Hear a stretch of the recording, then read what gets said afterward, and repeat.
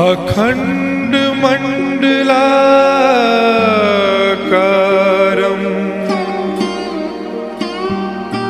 व्याप्तं येन चराचरम्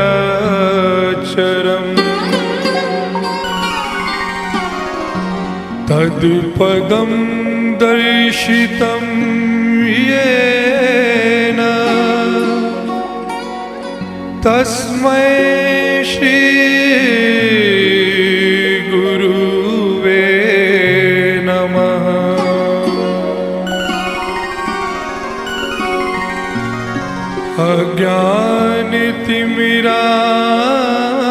अज्ञानतिमिरान्धस्य ज्ञानाञ्जनशलाकया चक्षुरुन्मीलितं येन तस्मै श्री गुरुवे नमः। उसी समय में गुरुजी यहाँ पर पधारेंगे। सभी लोग इस बात पर ध्यान रखें, जो भी साधक बाहर है वो सभी लोग साधना कक्ष में आकर बैठ जाए। ఎవరైతే బయట ఉన్నారో శివాజీ మండపంలో వచ్చి వారి ఆసనాల్లో కూర్చుంటారు. సతీష్ గురువు గారి ఆహ్వానాన్ని చదువుతున్నారు.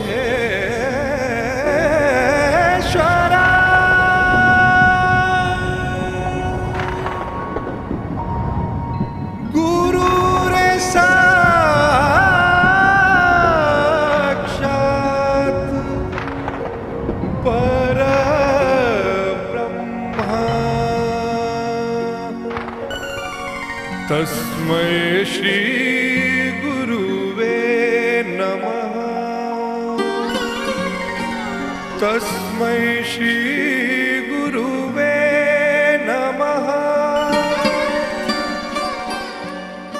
तस्मै श्री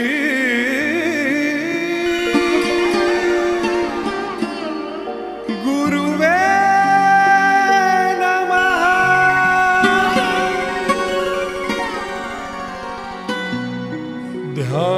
ध्यानमूलं गुरुरेमूर्ति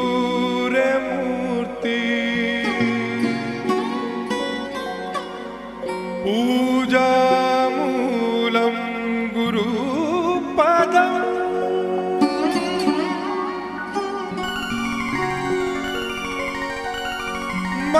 मन्त्रमूलं गुरुरेवाक्यम् मोक्षमूलं गुरुकृपा गुरुकृपा हि केवलम् गुरुकृपा हि केवलम्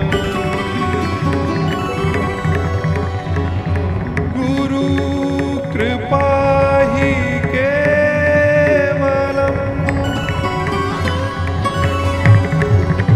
गुरु कृपा हि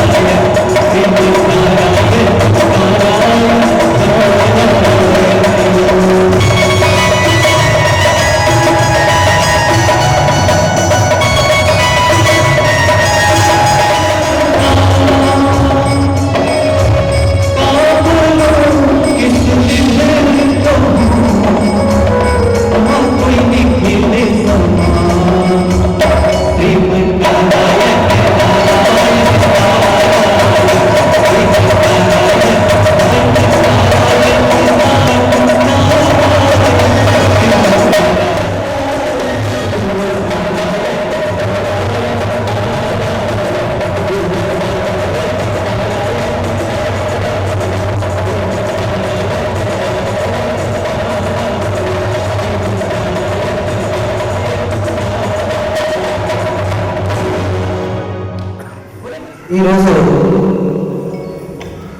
శివాజీ ఛత్రపతి శివాజీ గారి యొక్క జన్మదిన సందర్భంగా ఈ యొక్క సంస్థ యొక్క మేనేజర్ అయినటువంటి నాగేశ్వరరావు గారు, తర్వాత వంశీ గారు శివాజీ గురించి 2 నిమిషాలు మాట్లాడతారు.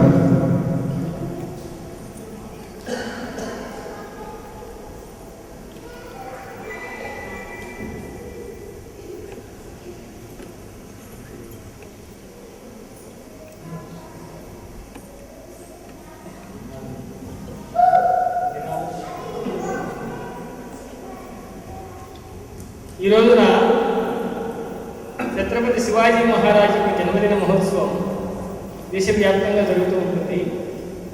మరాఠా ప్రాంతంలో చాలా ఎక్కువగా జరుగుతూ ఉంటుంది. ఒకసారి ఆయన గురించిన బిరుదులు ఉన్నాయి కదా, నేను చెప్తాను, తమరు కూడా పలకచ్చు. आप सभी लोग जो बोलते हैं उसको बोलो बोलते बोल रहे हैं, ठीक है? शिवाजी के पास तेज प्रताप धुरंधर, बोलो तेज प्रताप धुरंधर, क्षत्रिय कुलावंश, राजाधिराज छत्रपति शिवाजी महाराज की जय.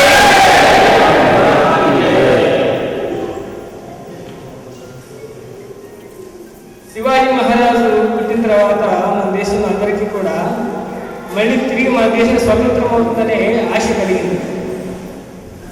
అందుచేత 1674 జ్యేష్ఠ శుద్ధ త్రయోదశి రోజున తిరిగి ఆయనకి రాజ్యాభిషేకం జరిగింది. అందువల్ల మళ్ళీ మన హిందూ రాష్ట్రానికి మళ్ళీ మంచి కళ్యాణ ఘడియలు వచ్చినాయి. ఈ రోజున మన గురువు గారి యొక్క కళ్యాణ దినోత్సవం కాబట్టి ఆ విధంగా 2 కలిసి వచ్చినాయి మనకి. ఛత్రపతి శివాజీ మహారాజు ఆయనకి పట్టాభిషేకం జరిగిన తర్వాత 1677 1677లో ఇక్కడికి వచ్చారు. ఈ స్థలంలో ధ్యానం చేసుకున్నారు. ఈ బిల్డింగ్ పక్కనే ఖాళీ స్థలాలు ధ్యానం చేసుకుని అమ్మవారి దర్శనం చేసుకున్నారు. ఈ భవనం ఏదైతే సభాభవనం, శివాజీ మహారాజు కొంత మాట్లాడతారు కదా మంత్రాంగం, ఇది సభాభవనం. ఇది పక్కన ధ్యాన మందిరం ఇంకా కట్టాలి. మేము చాలా సంవత్సరాల నుంచి అనుకుంటున్నాం శివాజీ అసలు ధ్యానం చేసే చోటు పక్కన ఉన్నది, ఎవరైనా ఒక మహాపురుషుడు వచ్చి అక్కడ సంచరిస్తే మళ్ళీ ఆ ధ్యాన మందిరం తయారవుతుంది అని. సరిగ్గా గురూజీ ఇలా వచ్చారంటే శివాజీ మహారాజు పుట్టినరోజునే వచ్చారు. మళ్ళీ ఒకసారి ఆయన సంచరిస్తే ఆ ధ్యాన మందిరం అలా నిలువెల్లా వస్తుంది అనేటువంటి భగవంతుడు మాకు ఆశీస్సులు ఇచ్చారు వీటి ద్వారా అని అనుకుంటూ ఉన్నాను. గురువు గారు దంపతుల్ని ఛత్రపతి శివాజీ మహారాజుకి కులమాన సమర్పించవలసిందిగా అభ్యర్థిస్తున్నాను.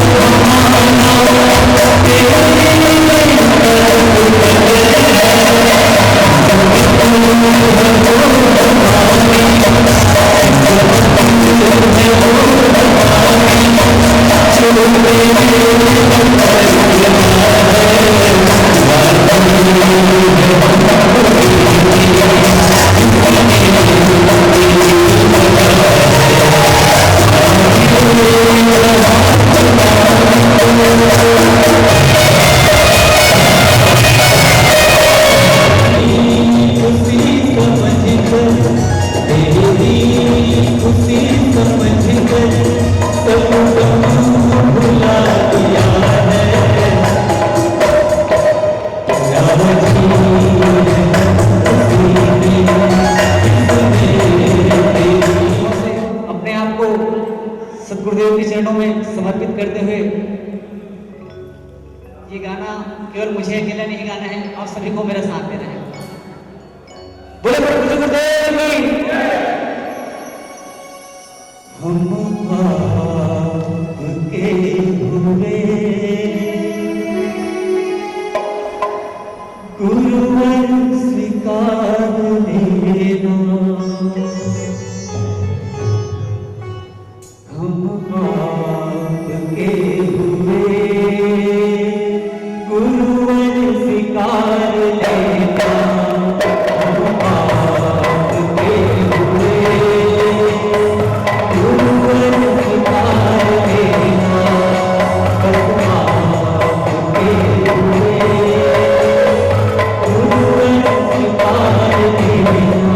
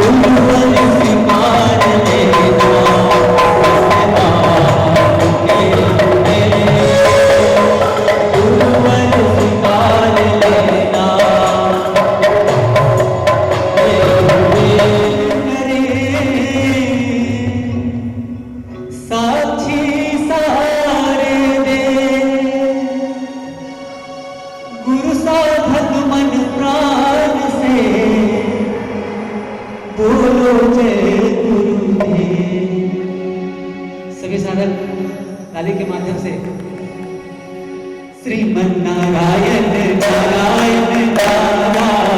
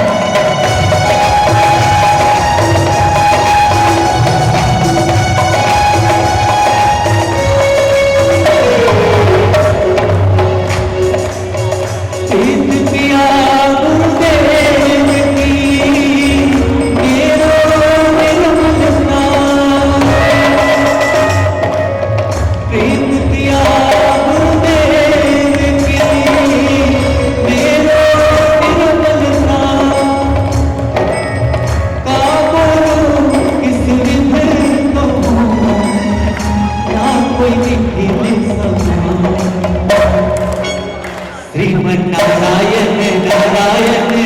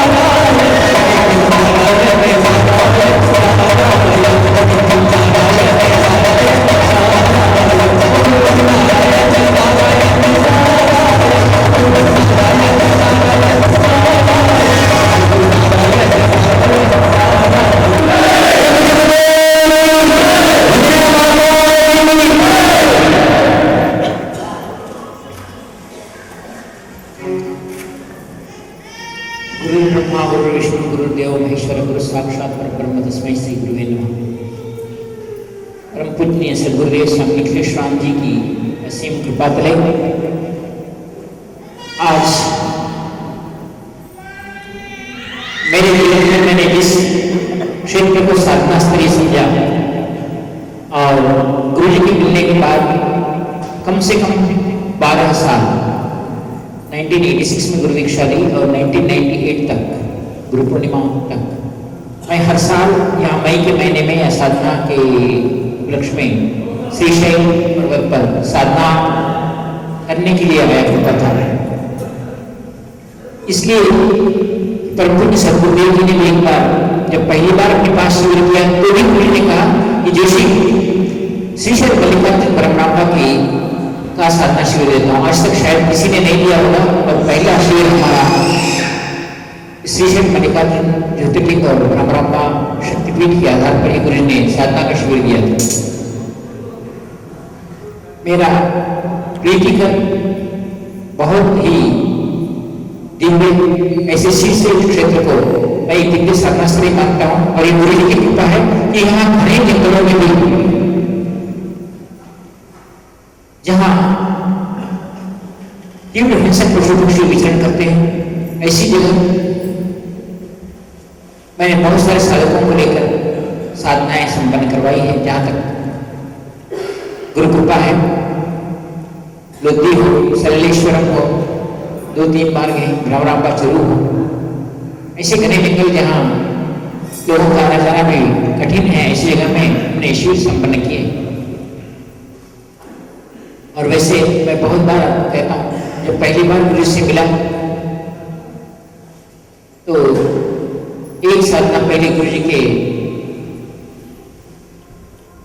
गुरुधाम में संपन्न हुई जोधपुर में, जबकि गुरु जी से मैंने यह प्रार्थना की थी कि प्रभु क्या साधना से देवता प्रत्यक्ष होते हैं? गुरु जी कहा योग्य गुरु हो और साधक का विश्वास और अपने गुरु के प्रति विश्वास रखता हो तो क्यों देवता प्रत्यक्ष नहीं होते? तो मैंने कहा कि बहुत सारे ऐसे लोग भी हैं आजकल के, मैं आचार्यों को उससे पहले बहुत सारे आचार्यों को मिला था, बहुत गुरुओं को मिला था, अरे कलयुग में कहाँ देवता दिखते हैं। मैंने ये बात गुरु जी को कही कि गुरु जी लोग ऐसा कहते हैं कि कलयुग में देवता कहाँ दिखते हैं। तो उनसे एक प्रश्न पूछना था जोशी बोले क्या उनके युग में भी वही सूर्य थे, वही चंद्र थे, यही जमीन की, एक गंगा नदी थी, एक पेड़ थे, यही थे और उस जमाने में देवता आते थे, आज नहीं आते। तुम बदले जमाना होता है, प्रकृति बदले कुछ नहीं, बदले क्यों? देवता तो आज भी प्रत्यक्ष होते। गुरु योग्य हो, शिष्य अपने गुरु पर विश्वास करने वाला हो, निस्वार्थ हो, त्यागी हो, तो उसे देवता आज के दिन में प्रत्यक्ष होते हैं। और ये उदाहरण हम गुरु के प्रति निष्ठावान, आज जिनका जन्मदिन है छत्रपति शिवाजी महाराज को भी वे स्वामी समर्थ रामदास के को अपने गुरु मानकर चलने वाले एक योग्य शिष्य ही देशभक्त भी थे और उनमें माता की तरफ से देशभक्ति छूट होकर उनके शरीर में व्यक्त हुई थी। तो भगवान के प्रति भक्ति हो, ध्यान हो, भगवत शक्ति है और इस भगवत शक्ति को, इस धर्म को, इस हिंदू धर्म को की उच्चता उनके मुंह से जानकर उस हिंदू धर्म के लिए अपने जीवन को पूर्णपणे से समर्पित करने वाले महाराज छत्रपति शिवाजी थे। क्योंकि निष्ठा या भक्ति मां की तरफ से आई और शक्ति और व्यक्तित्व देश का भवितव्य उनके गुरु से आया। क्योंकि स्वामी समर्थ रामदास उस समय हिंदुओं पर होने वाली प्रताड़ित प्रक्रियाओं को उन्होंने देखा। उदाहरण के तौर पर एक बार आप अगर हमारा बोधन नाम गांव है जहाँ निजामाबाद में निजाम का राज्य था और निजाम का इंडस्ट्रियल एरिया पूरा निजामाबाद ही था, जहाँ निजाम शुगर फैक्ट्री जो पहले भारत की सबसे पहली शुगर फैक्ट्री, आसिया की पहली शुगर फैक्ट्री कहलाई जाती है। और ऐसे स्थल में स्वामी समर्थ रामदास एक बार विचरण करते करते हुए हमारे गांव से गुजरते हुए निजामाबाद जा रहे थे और वहां एक सरोवर के नीचे उनका रोज ये था, एक गोलिका से लेकर वे किसी पत्थर पर हनुमान जी की मूर्ति करते, उसकी षोडशोपचार पूजा करते, उसको नैवेद्य बताते, उसके बाद ही खाना खाते थे। ये उनका नियम था स्वामी समर्थ रामदास का। जब वो वहां से गुजर रहे थे तो देखा कि बहुत सारे ब्राह्मणों को झाड़ को बांधकर मार रहे थे। तो दूसरे वर्ण के लोग थे वो मान रहे थे और ये कहते रहे थे कि तुम्हारे ब्राह्मणों में ये कहा गया है कि तुम अगर मेघ वर्षा की जो भी पूजा करते हो या जो हवन होम आदि करते हो उससे वर्षा होती है, तुम तुम्हारे मंत्रों से तुम वहां हवन करो, वर्षा हुई तो तुम्हें बख्शिश दिया जाएगा और वर्षा नहीं हुई तो तुम्हें शिक्षा दी जाएगी। अब ब्राह्मण कांपने लगे क्योंकि अपने ऊपर भरोसा नहीं था कि मैं हवन करूं और वर्षा होगी, इसकी गारंटी कहां, क्योंकि जब तक योग्य गुरु नहीं होता तब तक ये कार्य नहीं हो सकता। योग्य गुरु की कृपा हरदम होनी नहीं चाहिए। और ऐसा ही हुआ कि वो लोग ने हवन संपन्न किया, वर्षा नहीं हुई और वहां के नवाब जितने भी लोग थे वो लोगों ने अपने लोगों से हर एक ब्राह्मण को पेड़ को बांधकर मारना शुरू कर दिया। और स्वामी समर्थ रामदास वहां से गुजर रहे थे तो स्वामी समर्थ रामदास को ये पता चला कि ऐसा ब्राह्मणों को प्रताड़ित किया जा रहा है।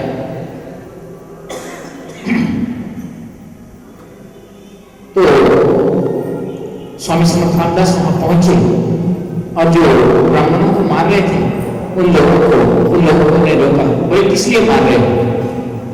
तो उन्होंने कहा कि इन लोगों ने दावा किया था कि हम यहाँ हवन करते हुए, हवन करने से हमारे वेद मंत्रों से वर्षा होती है, मेघ गर्जना होती है, और उनके हाथों से हमने करवाया और वर्षा नहीं हो रही है, इसलिए इनको हम शिक्षा दे रहे हैं। तो इन ब्राह्मणों को नहीं मालूम मैं उनका गुरु था, क्योंकि स्वामी समर्थ रामदास जानते थे। उन्होंने एक ऐसा झूठ बोला कि मैं इनका गुरु था, मेरे आने में देर हो गई, मेरे आने के बाद यह हवन करना था लेकिन मेरे आने से पहले ही हवन कर दिया और इसलिए वर्षा नहीं हुई। अब जरूर वर्षा होगी। स्वामी समर्थ रामदास ने कहा अब मैं पूजा करता हूं, हवन करता हूं, वर्षा होगी, तब तक तुम यहीं खड़े रहना, मैं बख्शिश दूंगा। तो उन्होंने कहा मंजूर, तुम अगर वर्षा करते हो तो तुम जो मांगोगे वो हम देंगे। स्वामी समर्थ रामदास जी ने अपनी जिस एक मूलिका से पत्थर पर हनुमान जी की मूर्ति निकालते उन्होंने कहा कि मैं जब तक मूर्ति ना निकालूं इसके ऊपर पर्दा डालकर कोई खोलना नहीं। मूर्ति निकालते समय इतने ध्यानस्थ हो गए, कोई ध्यानमग्न हो गए कि हनुमान जी के पांव निकालते ध्यान मग्न। तो ये सब लोग बाहर को लगा कि 4-5 घंटे हो गए अभी स्वामी बाहर नहीं आ रहे, क्या करें, वो अंदर है या नहीं है। जैसे ही उन्होंने खुला उनका ध्यान मग्न हुआ और आज भी सारंगपुर नाम के क्षेत्र में हनुमान जी के पांव नहीं दिखते। जैसा ही खोला हनुमान जी की मूर्ति सामने थी, उन्होंने पूजा की और उन्होंने कहा कि मेरी मूर्ति को आधा ही तुमने कहा है, आधा ही तुमने किया है, अब मैं प्रार्थना करता हूं नैवेद्य लेके आए। और उन्होंने हनुमान जी के मंत्र के साथ वायुपुत्र पवन सूक्त का हवन ने संपन्न किया और हनुमान जी के ऊपर पानी की पिंडियां डालने लगे ब्राह्मणों को। जैसा ही उन्हें डालना शुरू किया अपनी गर्जना के साथ जोरदार मुसलधार वर्षा हुई। मुसलधार वर्षा होते ही सब लोग सब वहां खड़े थे, लोग परेशान, बोले स्वामी आज मानते हैं। बोले आप मानते हैं, मानने से तो नहीं होगा, ये नहीं आज निर्णय वर्षा नहीं की इसलिए आपने मारा है, ये मान।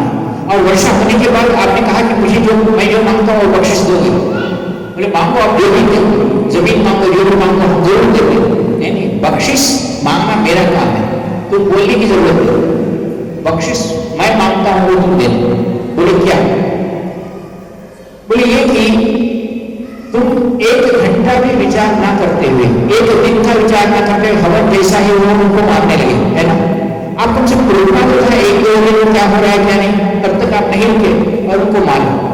अब मैं आया और वर्षा हुई, अब वर्षा हुई तो इसकी शिक्षा के कारण इनको तो आपने मारा, वो तो कल के दिन ब्राह्मण पर यही जाएगा कि इनको मारा।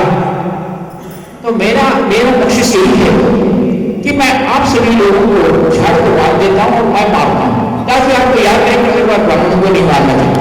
और ऐसा होगा।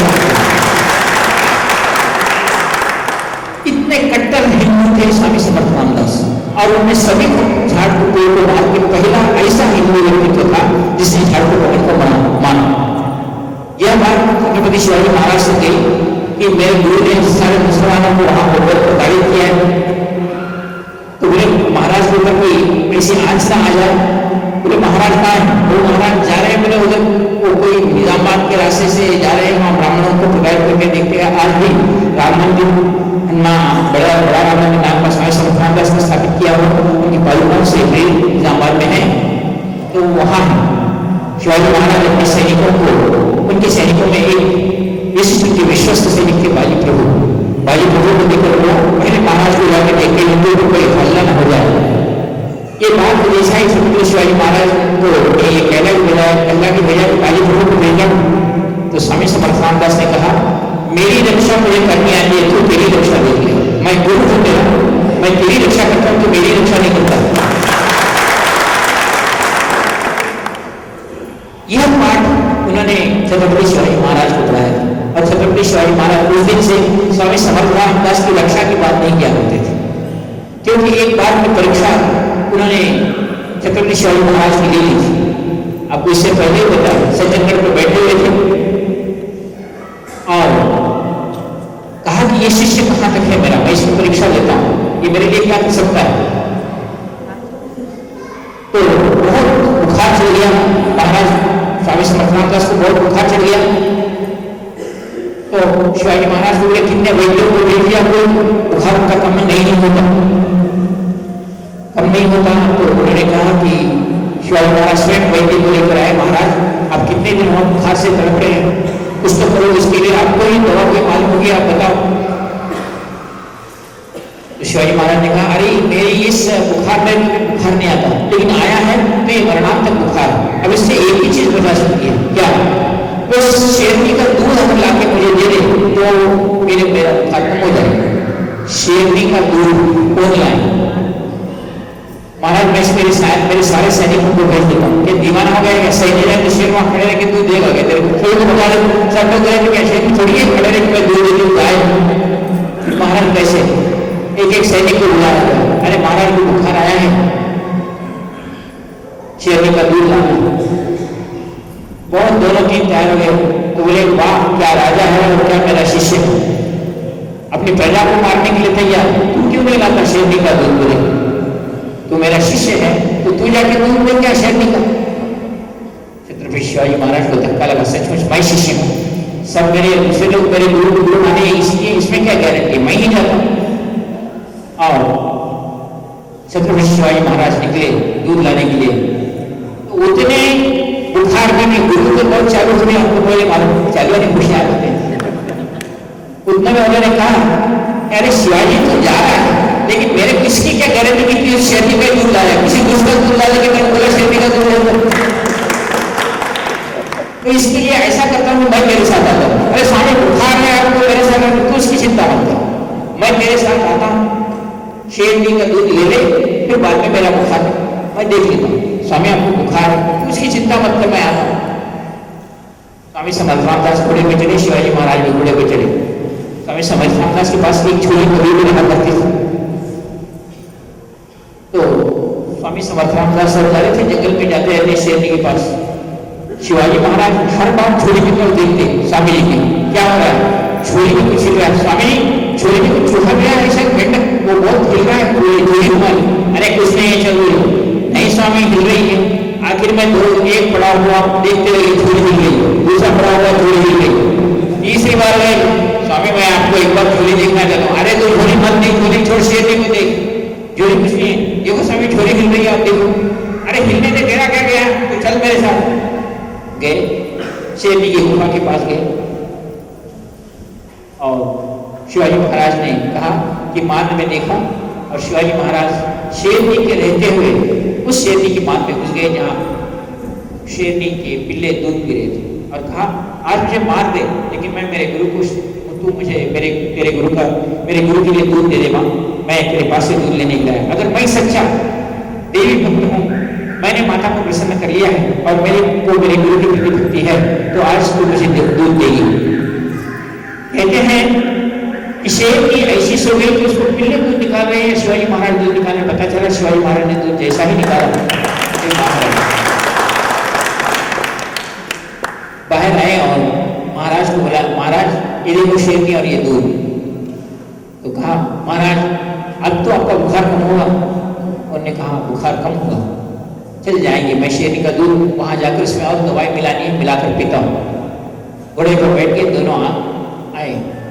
आने के बाद शिवाजी महाराज बोले, हाँ बाहर सैनिक वगैरह थे, कहाँ गए थे? शेरनी का दूध लाने गया था महाराज, मेरे गुरु के लिए शेरनी का दूध ले गया है। अरे यार शेरनी का दूध निकाला क्या? महाराज तो क्या वीर हो, क्या प्रतापी हो, क्या महाराजा हो, सब लोग शिवाजी महाराज की तारीफ करने लगे। स्वामी समर्थ रामदास अंदर बैठे हुए थे अपनी दवाई मिलाने के लिए कि उस दूध में कुछ दवाई मिलाएंगे, ऐसा सोच रहे थे। तो स्वामी समर्थ रामदास अंदर बैठ के सुन रहे थे शिवाजी महाराज जरा बाहर रहने की, शेरनी का दूध निकालना क्या मामूली चीज है, क्या हो गया, ऐसा बोल रहे थे।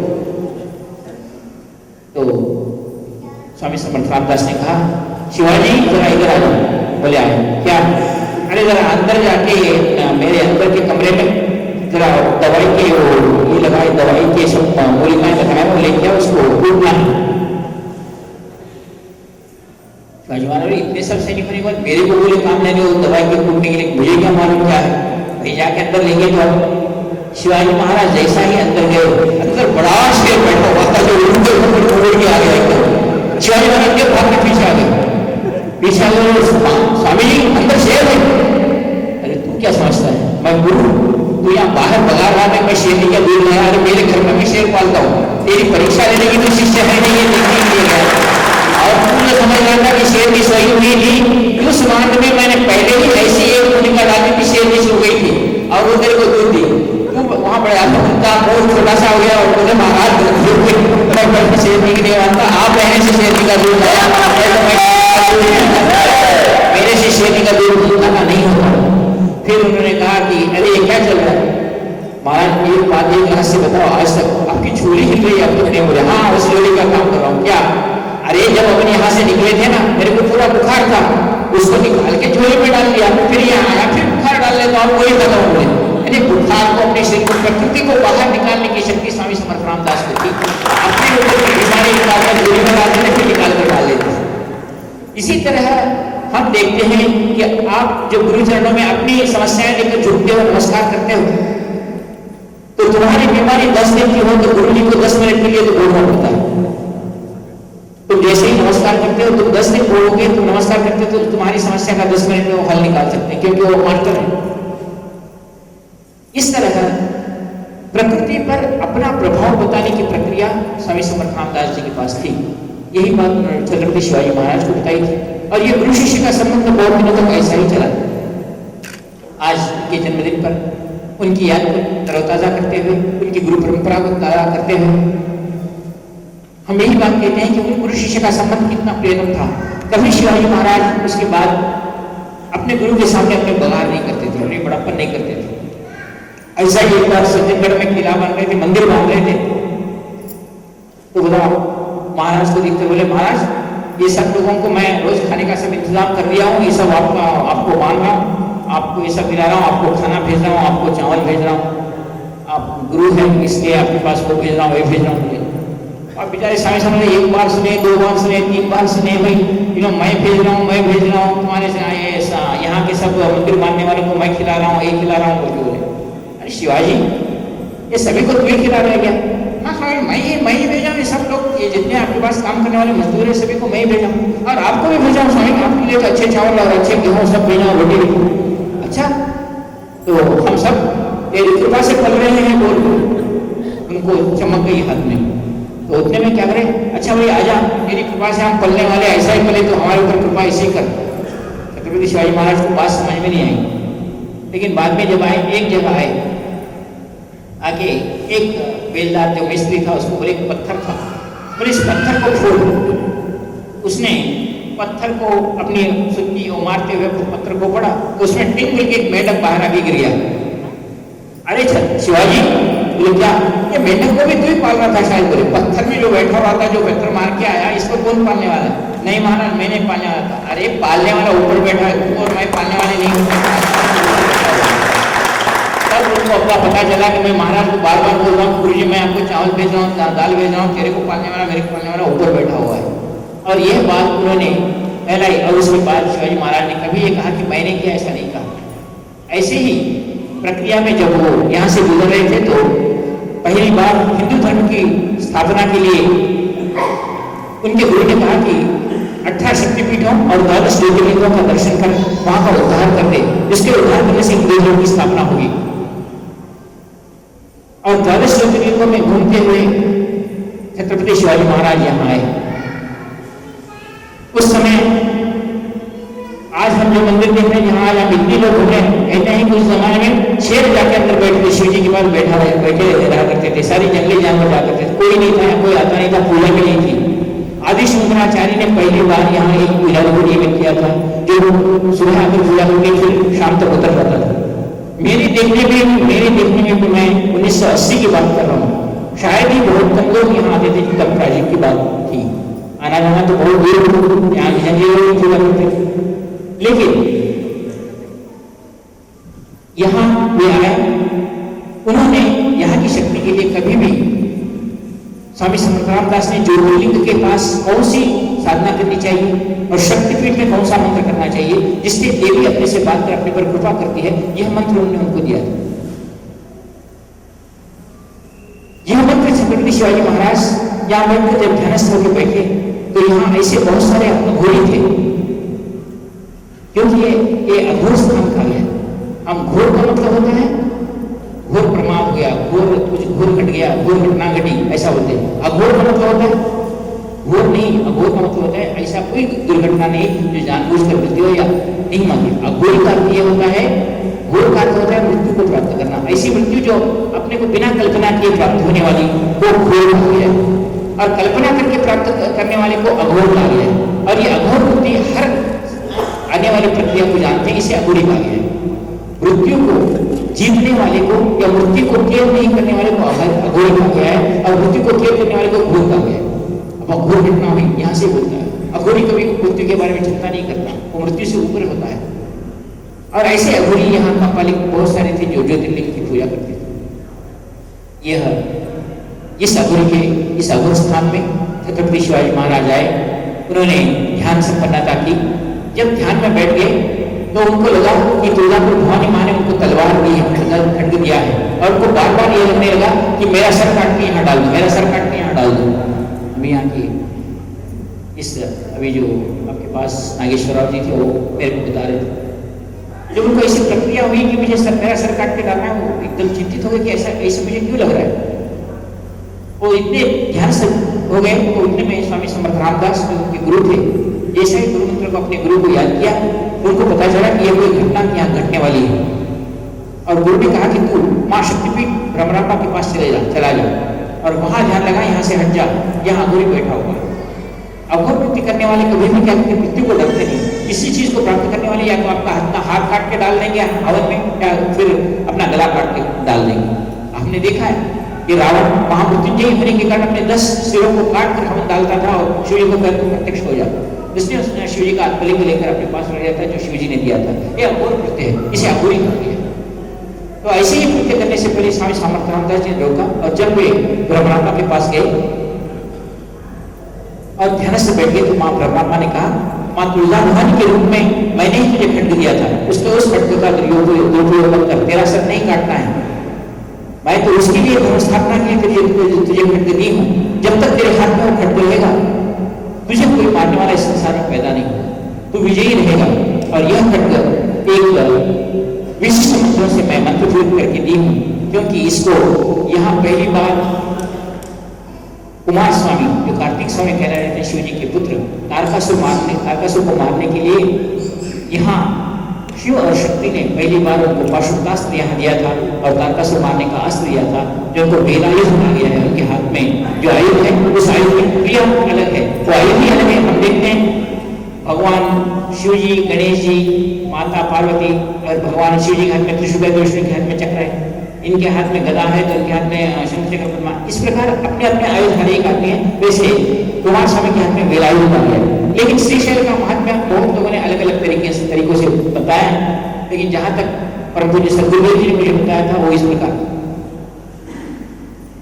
जब कुमार स्वामी और गणेश जी दोनों भी शिव जी और पार्वती जी के पास गए और कहा कि संसार में श्रेष्ठ कौन और किसकी पूजा पहले करनी चाहिए और इसकी श्रेष्ठता किसको मान्यता है, तो सभी लोग आके खड़े हो गए और शिव पार्वती ने कहा इसका निर्णय हम तभी करेंगे कि जो पृथ्वी की 3 बार प्रदक्षिणा करके पहले आएगा उसको पहले गणमान्य व्यक्ति घोषित किया जाएगा। तो गणेश जी तो अपने स्थूल काय थे। तत्क्षण कुमार स्वामी अपने मोर पर बैठे और पृथ्वी प्रदक्षिणा के निकल पड़े। गणेश जी अपने आंखों में आंसू आए, अपने माता पिता को नमस्कार किया और कहा कि मेरे स्थूल काय से मैं तो प्रदक्षिणा नहीं कर सकता, और अगर तुम विश्वरूप हो, तुम्हारे में विश्व समाया हुआ है, तो मैं तुम्हारी 3 प्रदक्षिणाएं करता हूँ। उन्होंने 3 प्रदक्षिणाएं की और माता पिता के सामने खड़े रहे। उनकी बुद्धि और विद्वता को देखकर शिव पार्वती संतुष्ट हुई।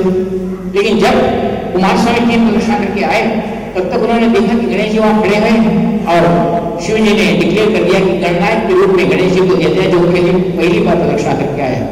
तब कुमार स्वामी को आया गुस्सा, प्रदक्षिणा करके मैं आया, ये कहीं इधर दिखाई नहीं, यहाँ का यहाँ प्रदक्षिणा करके इसको गणनायक पर किया कैसे। अतर्षण बोले माता जी पिता ये बहुत गलत है, आप या तो मुझे गणनायक करो, नहीं तो उसको करें तो मैं चले जाता हूँ। अरे सुन तो बात, सभी लोग सुने थे, मैं सुनने की बात नहीं, गणनायक तो मैं ही हूँ। और वहां से वे मोर पे उठकर अदृश्य होकर भाग गए। कहते कि भाग कर वो आए, इस श्रीशैल पर्वत पर आए। श्रीशैल पर्वत पर आकर इतना चकमरा लिया कि उनको कोई ढूंढने की शक्ति नहीं रखता था, क्योंकि उनके गुस्से को सभी लोग जानते थे। और अब कार्य हुआ कि उनको ढूंढना है और उनको करना है, जिसमें माता पिता ही जाना है, तभी वो शांत होंगे। शिव जी पार्वती दोनों मंदिर पर बैठकर यहाँ ढूंढने लगे। बोले हम अगर ऊपर दिखे तो वो पैसा भी गायब हो जाएगा, अब क्या करना है। तो शिव जी ने कहा अब एक काम करते हैं, मुझे पता है कि उसको क्या प्रीति है, वो रोज अर्जुन वृक्ष के पत्ते खाता है। अर्जुन वृक्ष का मद्दी चट्टू, मद्दी, तो पत्ते खाता है जिससे उसमें वीरता का, उसमें वो अग्नि तत्व का है, और मद्दी चट्टू के पान खाने से वो शांत होता है। उसी हिंदी में अर्जुन वृक्ष संस्कृत में अर्जुन वृक्ष कहा गया है। तेल्ला मद्दी को अर्जुन वृक्ष कहा जाता है, जिसके ऊपर मल्लिका रखती है, जिसको फूल आते हैं। उस फूल को अगर हम देखें तो रात में आवाज से चमकते हैं और वो अग्नि तत्व को शांत करते हैं, उसे मल्लिकार्जुन कहा गया है। तो शिव जी ने कहा कि मैं यहाँ ये वो वृक्ष बनकर बनता हूँ, जरूर वो वृक्ष ढूंढते हुए पत्ते खाने के लिए आएगा, कौन, कुमार स्वामी, और मैं यहाँ वृक्ष बनकर बैठता हूँ। शिव जी वृक्ष मल्लिकार्जुन का वृक्ष बनकर बैठ गए। तो माता पार्वती ने कहा तू वृक्ष बनकर, तो मैं क्या करती हूँ, मैं भ्रमर बनकर पूरे अतराव घूमती हूँ, वो कहाँ है घूमता हूँ। अगर हम ऐसे ही वेश होंगे तो अपन को पकड़ने नहीं आएगी। और माता भ्रमरांबा बन के भ्रामरी बन के घूमती रही सारे देश में, और वो उसी तरह उस शिव जी के पास आए। आज अभी हमारे हरे कृष्णा बता रहे थे कि गुरु यहाँ तेल्लामल्ली अर्जुन का वृक्ष है, जहाँ हमने कल्याण, ये अभी जो शादी का कार्यक्रम हुआ, शिवजी और पार्वती का शादी कार्यक्रम, वहाँ वो वृक्ष है, अर्जुन वृक्ष है, जिसे तेल्लामल्ली का वृक्ष कहा जाता है, उसे मल्लिकार्जुन कहा गया है। वहाँ वो वृक्ष है, और वो अपने पान तोड़ने के लिए जैसे ही आए, शिवजी ने प्रकट होकर उन्होंने कहा कि क्यों सताता है, देख मैं तुझे क्या है बोलता हूँ। और माता भ्रमर बन के पेड़ पर आई, और माता ने कहा, तब दोनों को देखकर उन्होंने कहा कि तुम भ्रामरी हो, और यहाँ तो विपरीत हो गया। विपरीत ऐसा हुआ कि भ्रमर पुरुष होता है और फूल स्त्री होती है, यहाँ पुरुष स्त्री हो गई और स्त्री पुरुष हो गया। भ्रमर भ्रमरांबिका हुई और पुरुष मल्लिकार्जुन पुष्प हुआ। तो यह तत्व जो है छिन्नमस्ता का तत्व है। इस शक्ति को अर्धाश्वर तत्व को बोध करते हुए तारकासुर को मारने वाले सुब्रमण्य स्वामी, कुमार स्वामी या कार्तिक स्वामी कहते हैं, माँ ये तुम्हारे तत्व का मैंने अर्थ नहीं जाना, मेरे को पकड़ने के लिए आपने इस तत्व से जो रूप धारण किया है, यह तत्व हमारे में से जो मेरे में गुस्सा आया आज, इस गुस्से की शांति करने के लिए, ये पशु तत्व है। यह पशु तत्व है, और पशु भाव है काम, क्रोध, मद, लोभ, मत्सर, ये सारी पशु तत्व है, पशु में रहने वाली। आहार, निद्रा, भय, मैथुन, खाना खाना, सो जाना, डरना, किसी चीज से मैथुन करना, बच्चे पैदा करना, यह पशु में और मनुष्य में दोनों समान। आहार, निद्रा, भय, मैथुन, पशु नराणाम एक ही समान, दोनों में भी समान। इस चीज को, ये पशु तत्व है, इस पशु तत्व को निकालने के लिए प्रभु आज तक दोनों ने कहा है, मुझे इस मेरा ये क्रोध शांत करो और ये मुझे एक अच्छा ज्ञान दो। तब माता भ्रामरी के रूप में रहने वाली भ्रमरांबा ने मल्लिकार्जुन शिवजी से कहा कि आज इस सुब्रमण्य स्वामी को आप पाशुपतास्त्र प्रयोग समझाओ। पशुपाश, पशु तत्व हमारे में से इस पशुपाशों से हम बंधे हुए हैं, उसको हटने के लिए ऐसा अस्त्र दो कि यह पशुपाश हट जाए, इसे पाशुपतास्त्र कहा गया है। और वह पाशुपतास्त्र प्रयोग यहाँ उन्होंने माता भ्रमरांबा और शिव जी के कहने पर सुब्रमण्य स्वामी को दिया और सुब्रमण्य स्वामी ने कहा कि आज से मैं इस प्रयोग को करने के लिए यहाँ से अदृश्य हो जाता हूँ। आप अगर पूरे श्रीशैल पर्वत पर देखते हैं तो सारी जगह गणेश जी की मूर्ति देखेंगे, वीरभद्र भैरव की मूर्ति देखेंगे, लेकिन सुब्रमण्य स्वामी की मूर्ति नहीं देखेंगे क्योंकि वह यहाँ से गायब है।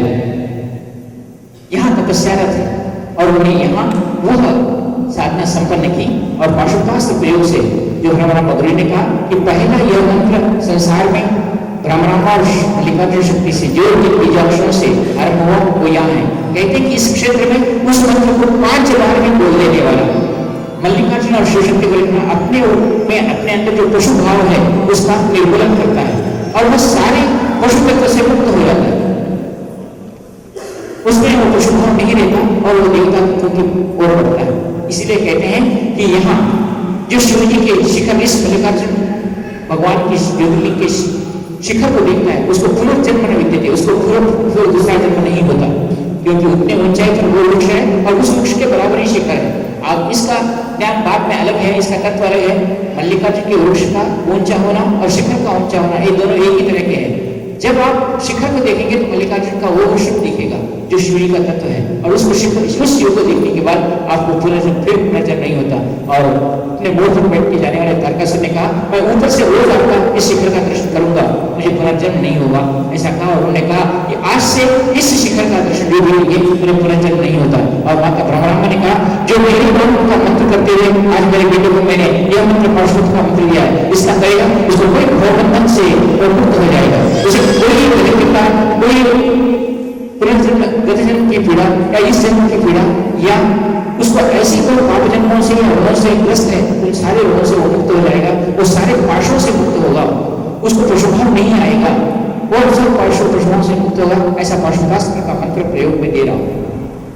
जो यहाँ उस पाशुपतास्त्र का मंत्र करता है यंत्र के सामने केवल 5 बार भी उस मंत्र को बोल देता है तो कहते हैं कि उसको किसी प्रकार का पशुभाव उसमें नहीं होता और वह अपने किए हुए सारे रोगों से मुक्त हो जाता है। आज हम श्रीशैल पर्वत पर केवल उस मल्लिकार्जुन और शक्तियुक्त उस यंत्र को रख लेकर हमारे जीवन में कभी श्रेष्ठता प्राप्त हो और हम करें तो उसका विधान यह है कि 40 दिन तक उस मंत्र को रोज 101 माला उस मंत्र की करने वाला 40 दिन तक केवल दूध और फलाहार पर रहकर करने वाला इस संसार का सर्वश्रेष्ठ विजयी होकर स्व साक्षात शिव कहलाता है। ऐसा उस साधना की श्रेष्ठता कहलाएगी। लेकिन हमें पता है कि आप 40 दिन न फल पुष्प रहते हैं और 101 माला करना आपकी बहुत दूर की बात है। लेकिन इसका कम से कम ज्ञान तो हो कि ये मंत्र है, इसका कम से कम आपको ये इस विद्वता इसकी श्रेष्ठता हो कि यह मंत्र संसार में है, इसका आचरण करने पर हमारा उद्धार जरूर होगा। आदमी जब अपने सभी कष्टों से जूझ जाता है, बहुत सारे कष्ट उसके ऊपर आके पड़ते हैं, या तो घर छोड़कर भाग जाता है या तो फांसी ले लेता है। ये हमारे दोनों में होने वाला है। मैं कहता हूं मैं तुम्हारा गुरु हूं, तुम्हारी कैसी स्थिति नहीं लाऊंगा। वैसी स्थिति भी आई तो तुम इस मंत्र को बोलते किसी जंगल में बैठ जाओ, सारी चीजें तुम्हारे आएंगी। ऐसा मंत्र दे रहा हूं तुम्हारी ऐसी स्थिति कभी नहीं आएगी कि तुम असमर्थ होकर मरो। तुम्हें ऐसी कभी असमर्थता तुम्हारे जीवन में लगी कि मेरे ऊपर इतने कष्टों का भार आ गया है, अब मेरे को रहना, मेरी इज्जत चली जा रही है, मैं मरने के लिए तैयार हूँ, मेरे ऊपर सारे ऋण आ गए हैं, सारे कष्ट आ गए हैं, तब इस मंत्र को लेकर इसी जंगल में कहीं आ जाओ और बैठ जाओ आप इस मंत्र को बोलते हुए। साक्षात शिव आपके पास आकर आपकी रक्षा करेंगे, ये मेरी गारंटी है। और इस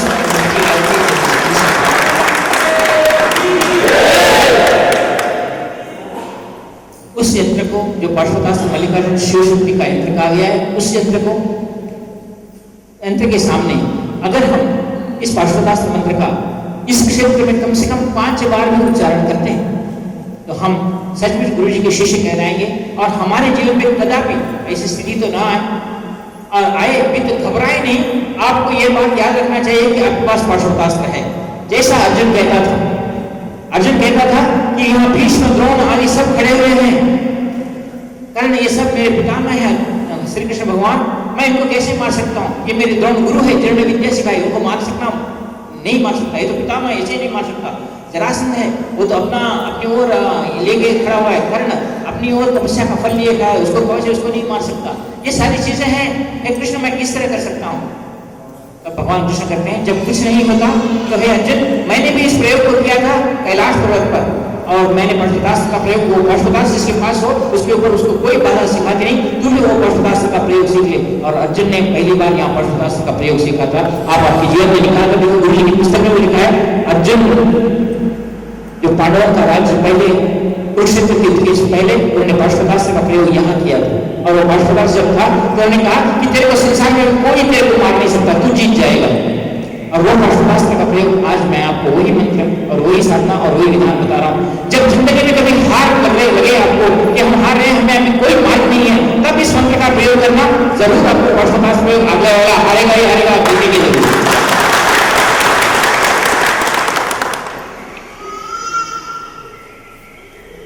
आज इस श्रीशैल पर्वत पर हम जहाँ बैठे हुए हैं तो तारकासुर को मारने के बाद एक बार सुब्रमण्य स्वामी, गणेश जी, माता पार्वती, शिव जी सभी बैठे हुए थे, नंदीश्वर, भूतगणादि सब बैठे हुए थे।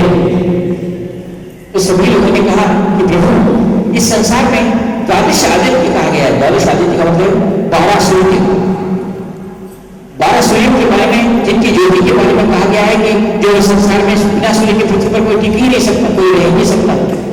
तो सूर्य नारायण कहा गया है, आदित्य नारायण कहा गया है, भास्कर नारायण कहा है, उनको नारायण का ही तो दी गई है। तो शिव कुछ नहीं है क्या? शिव में प्रकाश नहीं है? ये सब लोगों ने भूत बनों ने लेकर पूछा, शिव जी ऐसा नहीं है क्या? तो शिव जी हंसकर कहने लगे, क्यों? सच्ची ज्योति तो मैंने ही नारायण को दी है, वो तो उसके बाद सूर्य नारायण हुए, आदित्य नारायण हुए। तो हमें कैसा पता चले कि आपने ये प्रकाश दिया है? तो उन्होंने कहा मैं महाकाल हूँ। काल का निर्णय मेरे से काल विद्या सूर्य नारायण है, और सूर्य के ऊपर काल का निर्णय होता है। रात दिन, आज प्रथमा द्वितीया तृतीया चतुर्थी, और उस सूर्य से ही चंद्र अपने प्रकाश लेकर पूर्णिमा आदि क्रियाएं होती है। इसलिए वो काल का निर्णय करने वाले सूर्य चंद्र ने इस महाकाल से विद्या ली है। और मैं महाकाल जिस दल साहित्य के नाम कर रहा है, वो दल साहित्य के नाम मैं इस पृथ्वी में छुपा हूं, उनको नहीं मालूम, लेकिन मैं ज्योति के रूप में इस पृथ्वी पर छुपा हुआ हूं, और वह द्वादश ज्योतिर्लिंग है। उस दल साहित्य को प्रकाश देने वाला मैं ही हूं। उन्होंने कहते हुए कहा, तब कुमार स्वामी गणेश जी कहते हैं कि आप कहाँ हैं? तो उन्होंने अपने द्वादश ज्योतिर्लिंगों का मंत्र और लिया और भूमि से उत्पन्न होकर बाहर आए। इस स्वयं और ज्योतिर्लिंग कह रहे होते हैं जो द्वादश आदित्य के भांति 12 सूर्य नारायण के भांति 12 ज्योतिर्लिंग है। और यह इन दोनों का समन्वय ही आप और मैं है। मानव की उत्पत्ति इन दोनों के समन्वय से हुई, मानव उत्पन्न हुए, मानव विलीन हो गए। ये केवल ज्योतिर्लिंग पृथ्वी से आए और आकाश से ऊपर से आने वाले सूर्य की प्रक्रिया से हमारी उत्पत्ति होती है, और इस पृथ्वी पर हम लीन होते हैं तो ज्योतिर्लिंग में हमारी ज्योति, हमारे शरीर में जो आत्मलिंग है जिसे आत्मा कहा जाता है, आत्मा को ज्योति कहा गया है, सूर्य को आत्मा कहा गया है। और यह आत्मा इस लिंग में विलीन होने के कारण शिव को मृत्यु तत्व का अधिकारी कहा जाता है। कि हम आखिर में शिव जी अगर जन्म के कारण ब्रह्मा हुए, पाल पोषण के कारण विष्णु हुए, तो लीन के कारण हमारा लीन होना शिव में तय किया गया है। मृत्यु के कारण देवता शिव जी को कहा गया है। लेकिन वास्तविकता से ज्योतिर्लिंग में हमारी ज्योति मिलने के लिए द्वादश ज्योतिर्लिंग है जो हम मिल जाते हैं। तो इस पृथ्वी पर अगर आप अपने आप को श्रेष्ठता प्रदान करना चाहते हैं तो इन द्वादश ज्योतिर्लिंगों का दर्शन और द्वादश ज्योतिर्लिंगों का सही मंत्र या सही विधान जो जानता है वो इस संसार का सर्वश्रेष्ठ उस आध्यात्म को प्राप्त करता है। सूर्य ही आत्मा है, सूर्य आत्मा है, और उस आत्मा की प्रक्रिया हमारे में